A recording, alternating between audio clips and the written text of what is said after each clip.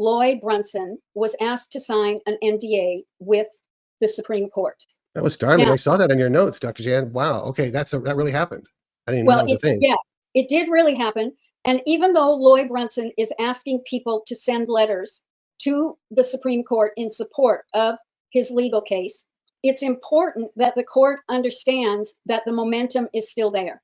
That is really, really important. Now, I have no idea because they might have ruled, but we don't know how they ruled. We don't know if they ruled on a portion or they dissected it. So we don't have any of that information. But I also know that the military asked Clarence Thomas to withhold announcing his results for the Florida 2022 case, which could also have implications to 2020. And the reason the military asked him to not release it yet, I guess is the easiest way, is that there is still concern about civil unrest. Can I ask you right here in this point, because there's even some more points you're going to talk about, do you feel like in the big picture things, or even the minutia of it, that Trump has got counterinsurgency stuff for all of this stuff? He knows where he's going to go if they try this, they try that? It's not only Trump. Okay, it's the military. It's the military. And as I have frequently said, there are only 7 non-military people who have been fully read in. Now, to also understand when we say there is a plan, and when I have had Brigadier General Tony Tata talk about it, he was number 3 at the Defense Department, both in Florida when we interviewed him live and we did an X-Face.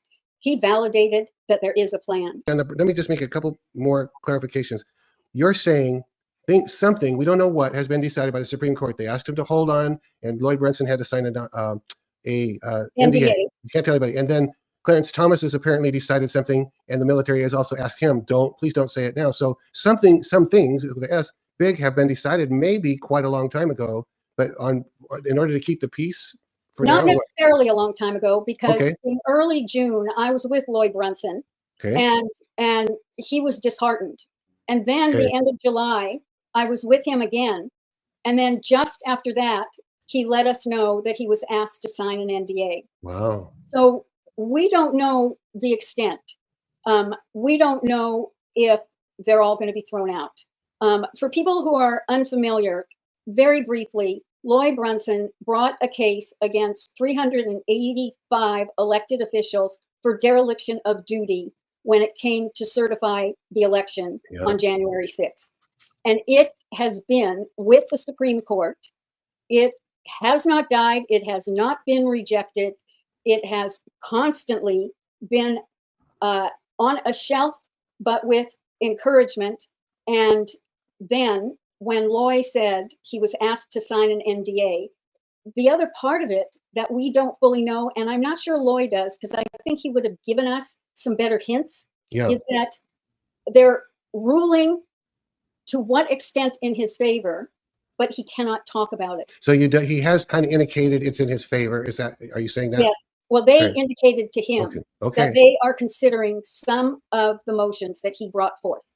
Okay. So, wow.